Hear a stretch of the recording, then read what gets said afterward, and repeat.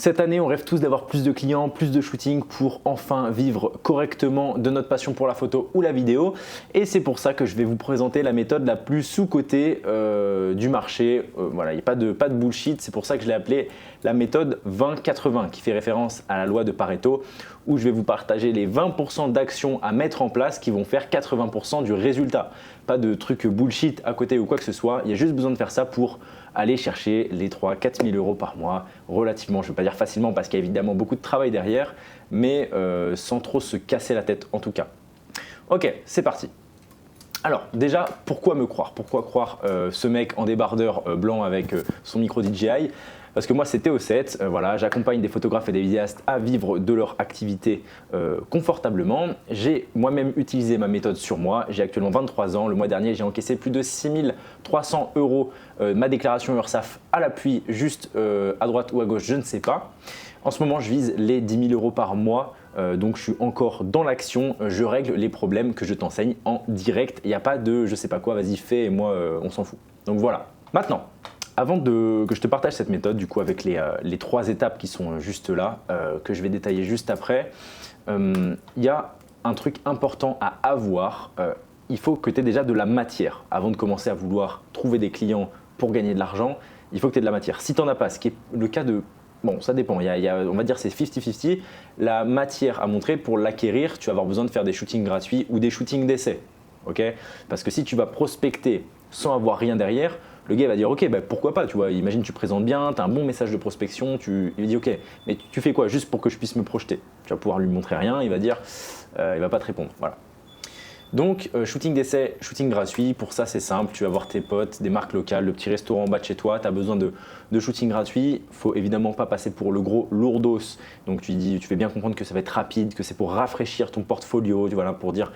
Fais pas le petit mec, oui, est-ce que je peux venir prendre des photos, il y en a pour 2… Non, machin. Tu dis que ça va être rapide, que tu sais ce que tu fais et que tu as juste besoin d'un petit peu de temps pour avoir un peu de contenu. Et en contrepartie, bah, eux, tu leur envoies les photos, machin. Bon, tu fais ce que tu veux après avec ton travail. Cette chose, si tu n'as pas le contenu nécessaire, évidemment, encore une fois, ça dure que 2 à 3 semaines max. Il ne faut pas passer 6 mois à se dire, il me faut du contenu. Et puis, la majorité du temps, tu as déjà du contenu, donc il faut déjà travailler avec le contenu que tu as déjà. Voilà. Tu peux prendre des notes parce que je parle peut-être un peu vite. On a plein de choses en fait à voir, donc on va essayer de voir ça le plus rapidement possible. Ensuite, évidemment, comme prérequis, tu vas devoir sélectionner une niche rentable. Qu'est-ce que j'entends une niche rentable? Mets-toi à la place de ton prospect. Si tu n'as pas d'argent pour payer des shootings, ça ne sert à rien de toi d'aller le prospecter. Un cas un peu comme ça. Tu prospectes des petits artistes dans la musique. Tu aimes bien la musique, tout ça, tu veux shooter dans la musique et tout ça. Mais c'est des gens qui n'ont pas d'argent, donc tu n'auras pas d'argent, donc tu vas manger des cailloux, donc tu ne prospectes pas ce genre de prospect. Tu les laisses venir à toi s'ils ont besoin de shooting, tu donnes les tarifs, c'est temps, c'est machin, mais ça ne sert à rien d'aller vers ce genre de potentiel client. Sachant qu'il y a plein de clients à prospecter, donc voilà, sélectionner une niche rentable, une niche où il y a de l'argent. Du moment que c'est des professionnels, souvent il y aura de l'argent parce qu'il y a une activité qui tourne derrière, et si c'est des particuliers, autant que ce soit intéressant, autant que ce soit du mariage, autant que ce soit pas des shootings à 200, 300, 400 euros, ça sert à rien. Donc sélectionner une niche rentable. Étape 1, tu as une niche rentable, tu as de la matière. Moi je vais prendre mon cas, c'est l'immobilier, je fais de la photo immobilière, j'ai un petit peu de matière, voilà, j'ai de quoi montrer, et c'est une niche relativement rentable. Maintenant, comment aller repérer des agences immobilières? Tu me diras. Donc, c'est très simple. Il n'y a pas besoin d'aller chercher midi à 14h, machin ou quoi que ce soit. En premier temps, si tu cherches à travailler avec des professionnels, Google Maps, ça suffira amplement. Hop, on va prendre les pages directement que j'ai ouvertes. Ici, pas ici, ici. Donc là, par exemple, on prend Google Maps. Là, on est à Montpellier. On va rechercher, hop, agence immobilière. Et voilà, on a déjà plein de potentiels contacts sur la ville. Et dès qu'on va actualiser, hop, il y en a d'autres qui vont apparaître. Voilà, c'est génial. Tu as une liste à droite. C'est un petit peu long. Je vais montrer une méthode après qui va un petit peu plus rapidement, mais c'est tout bête. Donc par exemple, Human Immobilier, là machin. Hop, ok, j'ai une agence immobilière, j'ai un numéro de téléphone, j'ai les horaires, j'ai l'adresse, j'ai sans doute hop, le site internet pour voir ce qu'ils font déjà. Hop, donc là, hop, on va accepter. Voilà, on voit par exemple. Là, il y a des photos, c'est pas beau. Voilà, ils doivent utiliser des photographes. Ça doit être un photographe qui l'a fait, mais pas tous. Donc voilà, c'est potentiellement une bonne niche. Ah voilà, là on voit qu'il n'y a pas de photographe, donc ça serait quelque chose de très bien à prospecter si tu es à Montpellier et que tu es dans l'immobilier. Tout simplement. Ok.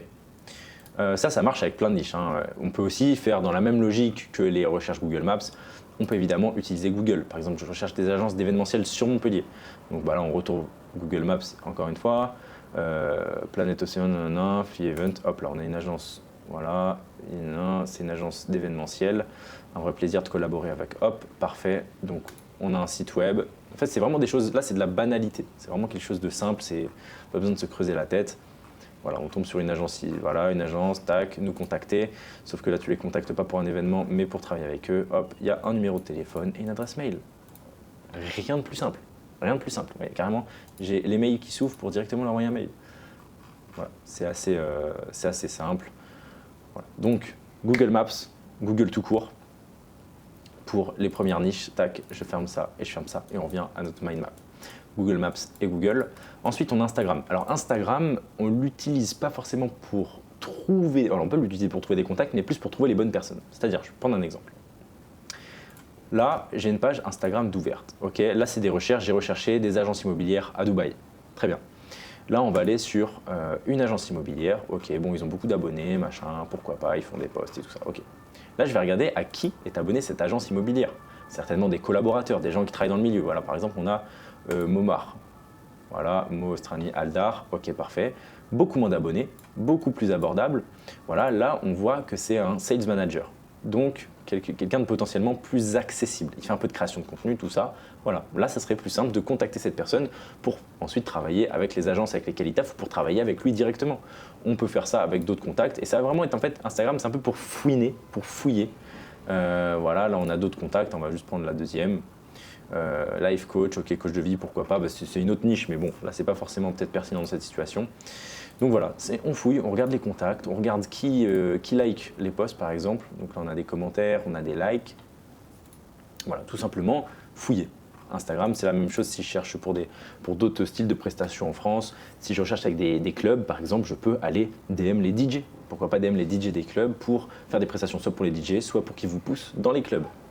Ok.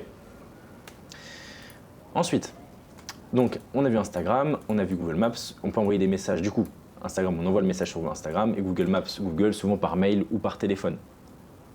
Voilà. Ensuite, on a l'IA avec Claude. Alors moi, j'utilise plus Claude dans mon cas qui va pouvoir être très pertinent. Pourquoi?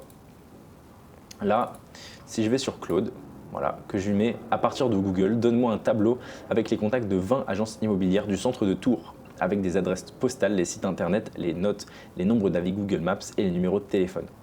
Ok, je crois que j'ai mis 2 fois les... Ok, parfait.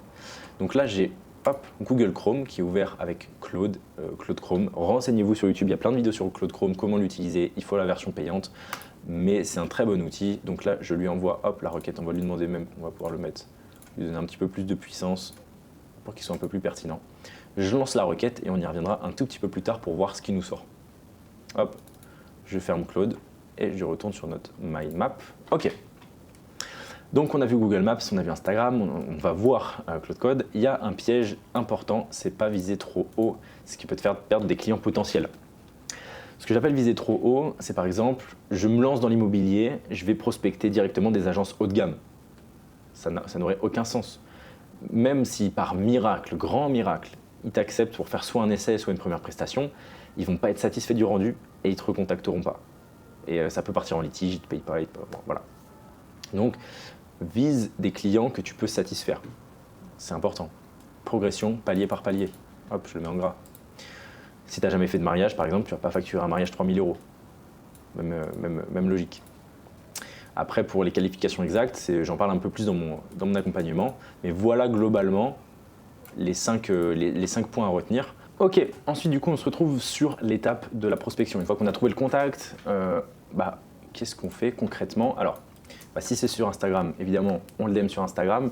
Sur Instagram, on va favoriser des conversations courtes et des petits messages.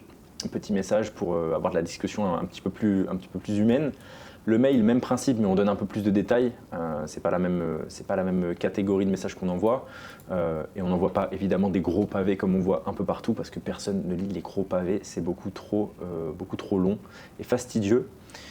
Ensuite, on peut prospecter par téléphone. Si on a trouvé le numéro, beaucoup plus efficace, on a un retour direct. Évidemment, si tu es un peu moins à l'aise à l'oral, je ne te conseille pas forcément. Et le meilleur du meilleur, le must, c'est les rencontres physiques. Pourquoi? Parce que les prospects vont directement connecter avec vous d'une manière différente. Ils vont mettre directement un visage sur l'interlocuteur et sur le professionnel avec qui ils vont potentiellement travailler. Et dans les rencontres physiques, il y a évidemment la prospection physique, donc directement entrer dans les bureaux, dans les agences, mais il y a aussi être dans les endroits où sont vos potentiels clients. Par exemple, je ne sais pas s'il y a des conférences, je ne sais pas business et que vous voulez travailler dans le corporate, vous pouvez vous y rendre. S'il y a des événements, des salons, n'hésitez pas à vous rendre au salon, toujours appareil photo autour du cou, machin, petite carte de contact prête à être dégainée. Et ici, on connecte, on rencontre et il y aura sans doute vos potentiels futurs clients. Le plus important, c'est de choisir la méthode de prospection que vous pouvez tenir ou que tu peux tenir sur le long terme, c'est-à-dire sur les 1, 2, 3 prochains mois, et où tu peux prospecter 30 à 50 personnes par jour. Alors évidemment, si tu fais de la rencontre physique, tu ne vas pas prospecter 50 personnes, ça va de soi, mais une dizaine de personnes. Mais l'objectif, c'est vraiment de le faire tous les jours. Le 30 à 50, c'est surtout pour les mails et les DM Instagram. Le téléphone aussi, on peut descendre à 20 minimum tous les jours. Mais l'idéal, c'est soit de faire un petit mix de tout ça, soit d'en sélectionner une et de la bombarder. Mais il n'y a pas de canal magique parce que tous les canaux ont leurs avantages et leurs inconvénients. Il y en a qui demandent des skills sociaux, d'autres qui demandent des skills de copywriting pour écrire les messages. Donc ça va dépendre. Si tu présentes bien et que tu es très à l'aise, tu peux aller sur le téléphone ou la rencontre physique. Mais si tu es un très bon professionnel mais que tu préfères envoyer du volume et rester à distance, Instagram et mail, ça sera un peu mieux pour ton cas, quoi. Dans l'accompagnement, on partage évidemment les messages qui convertissent le mieux, que ce soit dans les mails ou dans le téléphone. Mais en tout cas, là, tu as la base pour commencer à prospecter, peu importe la niche dans laquelle tu te lances. L'étape 3, évidemment, l'étape la plus simple qui va de soi, on va passer très rapidement dessus. Tu livres bien, tu livres vite. Il y a une tendance qui fait croire que oui, prends ton temps pour livrer, etc. Parce que les gens, sinon, ils vont se dire que tu n'as pas beaucoup travaillé sur ton produit. En vrai, non, livre vite. Une fois que le mec a payé ou que tu as commandé le service, il a vite son résultat. Et pas besoin de le faire attendre 6 mois, c'est inutile. Et surtout qu'il y a des niches dans lesquelles tu vas devoir rendre les photos ou les vidéos extrêmement vite.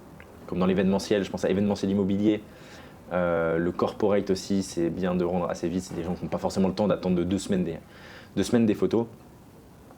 Chaque shoot, c'est potentiellement un client content et donc des recommandations à la clé. Donc il faut évidemment satisfaire tes clients, sachant que personne ne vendra mieux tes shootings qu'un client qui te recommande. Voilà. Quelqu'un qui a payé pour tes services, qui est content et qui te recommande auprès d'un de ses proches, c'est la meilleure recommandation possible. Que tu vendes des prestations à 100, 200, 1000, 3000, 5000 euros, si tu as une recommandation, c'est bon pour toi. Chaque shoot, c'est aussi une nouvelle matière, que ce soit pour prospecter ou que ce soit pour ajouter à ton portfolio. Donc c'est pour ça que l'idéal, c'est de monter en gamme. Et donc la boucle de répétition, c'est repérer, prospecter, shooter, repérer, prospecter, shooter.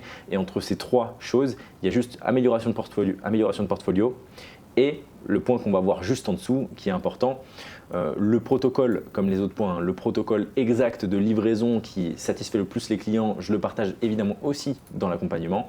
Mais encore une fois, si tu as juste à livrer correctement et à bien faire ton taf, souvent, ce n'est pas ce qui coince le plus.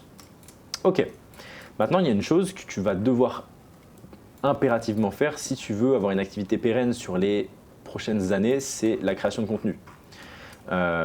La création de contenu, ce n'est pas un point numéro 4. C'est-à-dire, après shooter, on fait la création de contenu. La création de contenu, c'est un point que tu fais en même temps que les 3 étapes. Okay, en gros, tu vas sur les 4 à 6 prochains mois, pas forcément avoir de retour sur investissement. Mais après les 4 à 6 prochains mois, parce qu'au début, tes vidéos ne vont pas être folles, ça va payer. Je ne peux pas détailler toute une stratégie de création de contenu ici parce que ça prendrait bien trop longtemps. Mais c'est quelque chose que tu dois faire si tu veux être serein. Et ça te permet aussi d'arrêter la prospection bien plus vite. Voilà.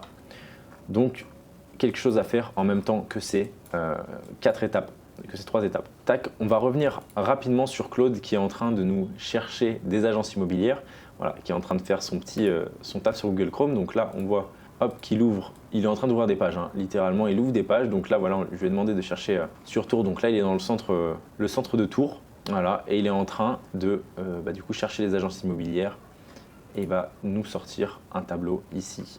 Ok, donc là on a Claude qui nous sort, on peut voir juste derrière le tableau qu'on lui a demandé en début. Alors là il nous sort le nom des agences comme on lui a demandé, les adresses, les sites web. Je lui ai pas demandé les adresses mail parce qu'il ne peut pas nous les fournir tout simplement. Mais ça, si je le récupère, hop, je vais vous montrer deux outils un petit peu magiques juste après. Donc là on a les numéros de téléphone, le nombre d'avis, les notes globales.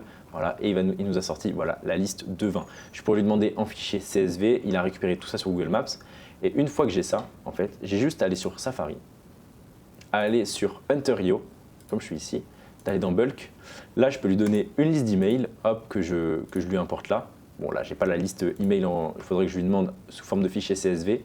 Je rentre la liste de fichiers CSV et là, il va me sortir toutes les adresses mail et après, j'aurai plus qu'à préparer les adresses mail et les envoyer. Donc voilà, un outil. Si vous voulez scraper directement les contacts, vous pouvez aller sur Google Maps. Donc ce que je viens de demander à Claude, en gros, vous pouvez le demander sur Apify. Voilà, c'est cet outil. Vous avez juste à mettre la localisation, le nombre que vous voulez, la langue et ajouter des détails dans la partie ci-dessous. Vous avez 5 $ gratuits pour essayer. Et ça vous permet déjà de trouver, je crois, 1000 contacts. Donc après, vous avez juste à rentrer les fichiers CSV sur hunter.io. Mais donc voilà, déjà avec Claude, là, voilà, j'ai ma petite liste de contacts. Donc après, j'ai juste à aller sur les sites web, tac, et puis pour les contacter, parce que je sais qu'ils sont dans la zone que j'ai demandé, tout simplement. Donc voilà, j'ai leur site internet, je peux voir les photos qu'ils font, etc., etc. Donc c'est très fort. Donc voilà. Ensuite, est-ce que cette méthode fonctionne vraiment? On pourrait se dire oui, machin, Théo, peut-être ça marche pour toi, pour les niches dans lesquelles tu t'es lancé, etc. On va prendre 4 cas que j'ai pu accompagner et qui ont réussi à se lancer avec cette même méthode. En premier, on a Safia qui est passé de 800 à 2900 € par mois en quelques semaines, voilà, sans forcément de nouveaux matos. Parce qu'en fait, ce qui est bien avec cette méthode, c'est qu'on ne va pas forcément chercher des clients plus haut de gamme, on va chercher des clients qu'on peut atteindre maintenant. Donc pas besoin de nouveaux matos, pas forcément sur Paris. Moi, je suis sur Paris, mais il n'y a pas besoin d'être sur Paris. Là, par exemple, j'ai pris des exemples sur Tours, on a pris des exemples sur Montpellier, on a pris des exemples sur Lyon. On n'a pas besoin d'être sur Paris forcément. Paris, c'est beaucoup de clients, mais c'est aussi beaucoup de concurrence, donc c'est pas mieux qu'une autre ville. Alors, juste les 3 étapes appliquées proprement. Voilà, il n'y a pas besoin d'inventer de nouvelles étapes. Repérer, prospecter, shooter, tout est ici. Ensuite, on va retrouver Mathison qui fait par exemple 1200 € en une seule soirée. Il n'a pas un boîtier à 2000 €, il a un Sony A7 III pour ceux qui veulent savoir. Il est encore en études, donc il a réussi à faire ça à côté de ses études. Il a shooté pour la famille Beckham à Nice, donc voilà, quoi de mieux. Et je dis en plus pas à Nice, c'était à Cannes. Je dis des bêtises parce que c'était pour le festival de Cannes. Et après, on retrouve Owen qui a tapé un contrat, ce qui est très fort, un contrat à 2300 € pour un propriétaire de cave, pour de la photo et de la vidéo dans son cas. Donc en fonction de tes skills, c'est pareil, tu adaptes évidemment les niches, encore une fois, tu adaptes les niches et ce que tu proposes. Donc là voilà, il ne savait pas contacter les gens, il ne savait pas comment faire de prospection. Donc là c'est ce qu'on voit dans l'étape 1, évidemment dans l'accompagnement, on en parle un peu plus en détail. Donc là on a Owen qui photo vidéo une semaine avec la méthode et Orlan qui commence à travailler avec un club. C'était un profil assez timide, ce qui est marrant, j'essaye d'accompagner les photographes à faire du développement personnel aussi pour pouvoir aller chercher une multitude de shoots. Donc là, on était sur un profil assez réservé qui se retrouve à faire de la photo pour un club, une boîte de nuit qui demande d'être un peu plus extraverti, on va dire. Et donc là, c'est un contrat 6 shootings à 200 € qui tombe par mois, tous les mois. Donc voilà, elle avait quelques petites lacunes techniques sur ton photo de nuit qu'on a récupéré ensemble, mais globalement, voilà, on est sur 4 profils très différents qui sont allés chercher des shootings avec cette méthode. Donc toi de ton côté, si tu veux aller plus loin, tu peux aller voir le premier lien dans la description. C'est un lien pour réserver un appel avec moi ou un des membres de mon équipe. On fera un petit bilan de ta situation, voir ce que tu as déjà fait dans la photo ou dans la vidéo, les objectifs que tu veux atteindre. Et en fonction des blocages que tu as, on verra si on peut, oui ou non, t'accompagner. Pas de bullshit, pas de pression. Je t'ai présenté le plan là. Évidemment, on rentre bien plus en détail dans l'accompagnement. Donc voilà, si tu veux plus de renseignements et que tu serais potentiellement intéressé, le lien, il se trouve dans la description. Premier lien en description. Et sur ce, je te souhaite une bonne fin de journée et de bons shoots.